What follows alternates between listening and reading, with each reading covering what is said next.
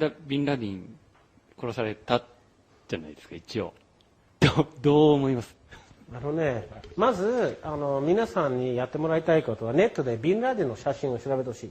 い。2001年前から出たビンラディンの写真と2001年以降のビンラディン、違う人物。2001年の終わり頃に腎臓病で死んだの、ビンラディン。でもう見れば違う人物。その後に出るやつ、前に出るやつ、もう自分の目で見てください。それからじゃあなんでこの前殺されたことになったかというと、凍結されたテロ資金に手を出そうとする人がいたから、その茶番劇をやった。あと写真公開されたじゃないですか、ビンラディンがゲーム機の前で。で電源があるじゃないですか。パキスタンにそういう電源がないの。それはアメリカの電源。あとそれをビンラディンを殺したグループが発見したと、そういう空母艦隊あるじゃない。その人たち今フィリピンに来てるけど、乗ってた人たちそんなことやってないよって言って、これ全部茶番劇だと言ってるから、全くの作り話ですね。でそもそもビンラディンというのはティム・オスマンという CIA の工作員ですからね。北朝鮮がミサイルを撃ったのはアメリカの仕業だっていう話があったじゃないですか。ということは全て北朝鮮も分かってのことなんであれば、今度本格的にそういうふうに核ミサイルを撃たれて日本が爆発するとか、そういうのってもう結局ないんですか？ないですね。というかあったとしても、それは、脅迫のネタとして、前なんか富士山を噴火させるという話が一時期出てたんですけれども、ただ、向こうが別の勢力に反対の同士を受けてるから、要するに冷戦みたいにお互い判別するわけだから、どっちもやれないっていう状況に今なってる。だからもうないと思いますよ。じゃあすごく北朝鮮が悪いみたいになってますけど、そういうわけでもなく、結局組んでるから悪いっていうだけで北朝鮮がバカだみたいな、すごい映画で言うと悪役をやってる人だけど、実際にプライベートで会うと悪い人じゃないはず。なるほどはい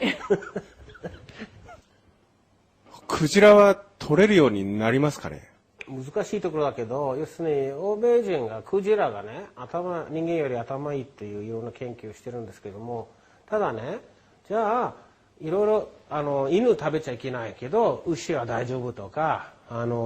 羊は OK だけど猫はダメとか、それアジア人から言うと、なんでお前たちが決めるのか、俺たちが食うものって言って、で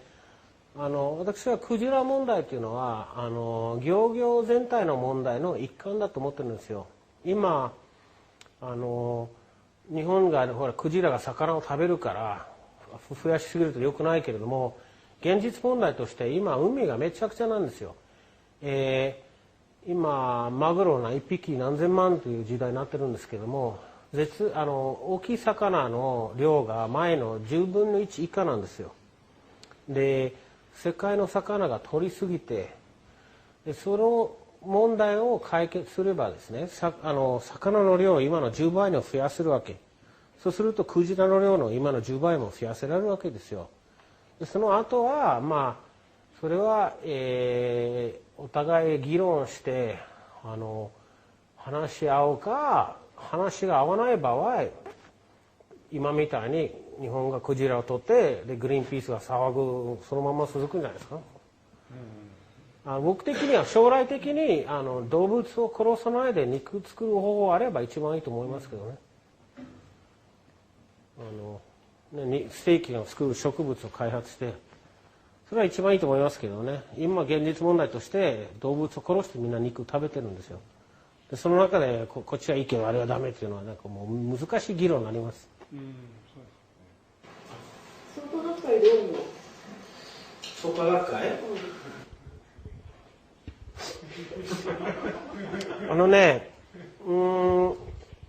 僕はもうまず日蓮という仏教の宗派はですね、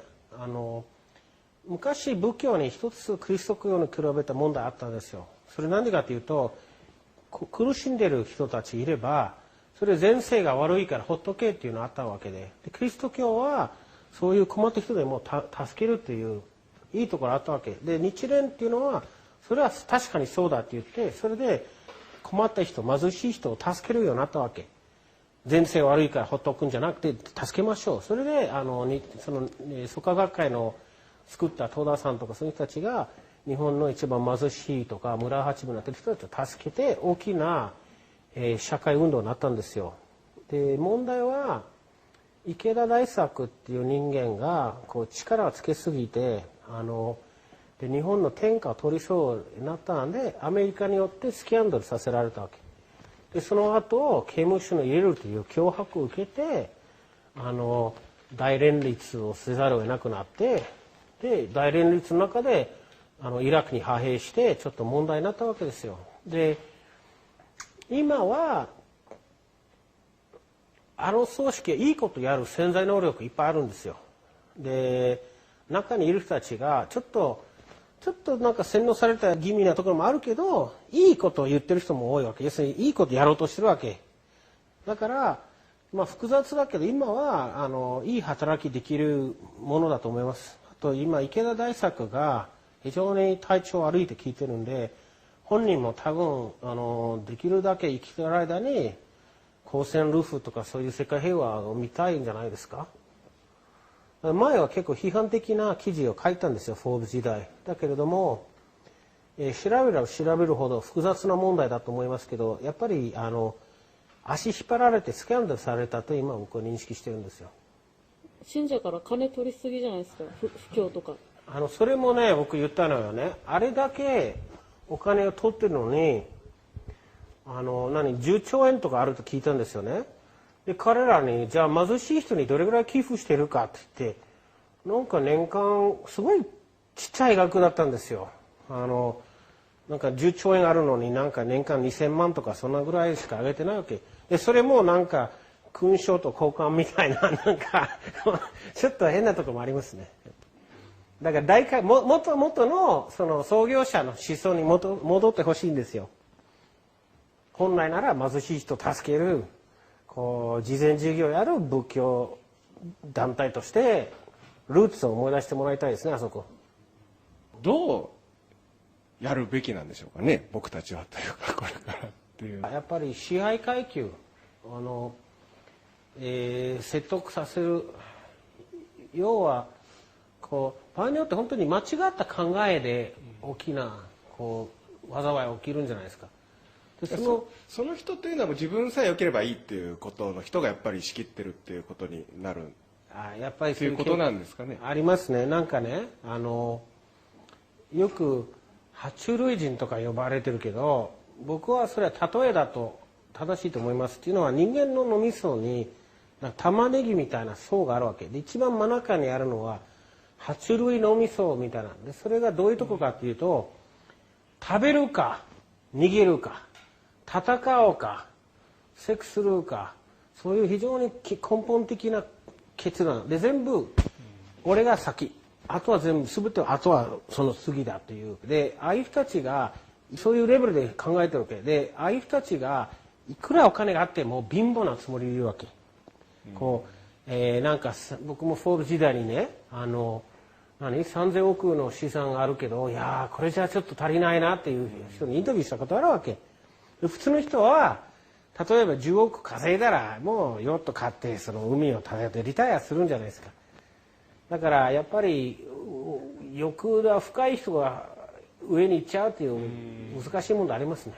そういう人が結局仕切っちゃってるっていうのが現実ってことになっちゃうんですかね。ただ本当に政権を良くしたって出てる人もいるんですよ。両方あるんです。でもなんか殺されちゃったりが多かったりするっていうのがやっぱりあるんですかね。やっぱり峠が必要ですね。植物でも峠を持つでしょ。平和的な植物ですから。それはやっぱりある程度お金が集まるとそれを食べるやつが来るから警備会社を雇ったりその探偵を雇ったりするんですよ、ビジネスマンは。しょうがないかな。自然の摂理だと思います。ウサギだって爪あるじゃないですか。ベンジャミンさんはじゃあどうしていきたいんですか？こういう悪い人たちがいて牛耳ってるじゃないですか。それをど捕まえたいで平等な社会を作りたいっていうことですかね。僕がこういうことに巻き込まれた理由はすごく素朴な疑問から始まったんですけども、ほら国連のリポートを読んで、世界から貧困をなくすために2000億ドルあればできる、で環境破壊を止めるのに4000億ドルがあればできると。で日本は外貨 7.6 兆ドルがあるから、貧困なくして環境破壊を止めてお釣り7兆ドル残るから、それで宇宙開発でも何でもできるんじゃないかと。でなんでやらないかって調べたら、いや悪い人たちがその金全部取ってて戦争に使ってるって分かって、おかしいと思って、そこから始まったんですよ。やっぱり純粋に誰でも常識的に考えることじゃないですか。貧困なくして環境破壊を止めようじゃないかと。で結局、世界の上にいるその変な、先民思想を持っている大量殺戮が企んでいる組織が存在するということを知って、でしょうがなく戦うようになったわけです。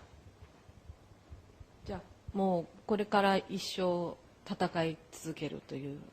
多分そのうち勝つと思いますよ。お願いします。やっぱり負けるつもりでは喧嘩しちゃダメよ。多分近いうちにあの人たちはもう失脚しますよ。僕も近いうちに勝つんじゃないかと思うんですよね。さっき言ったみたいにインターネット、要するにピープルの情報をね共有する力が増えてきてるでしょ。アフリカを見てもね。そう例えばIMF 長官がね解放されたじゃないですか。でビルデバーグ会議で途中でみんな逃げたわけ。あれもビルデバーグボスでしょあれ。IMF の理事って昔は悪いことばっかりしてたのはね。とにかく逮捕されたでしょ。だから日本のね右翼のボスにね、この話してたらおかしいな、だっていつもおかしっぱなしなのになんで今回ばっかりパクられるってそれはやっぱり世の中変わったからですよ。それはやっぱり日本の右翼のボスの方が小物ですよ。もちろん大したことないんですよ。あっちの方がよっぽど悪いですからね。ごめんなさい。マナーモードにしなかった。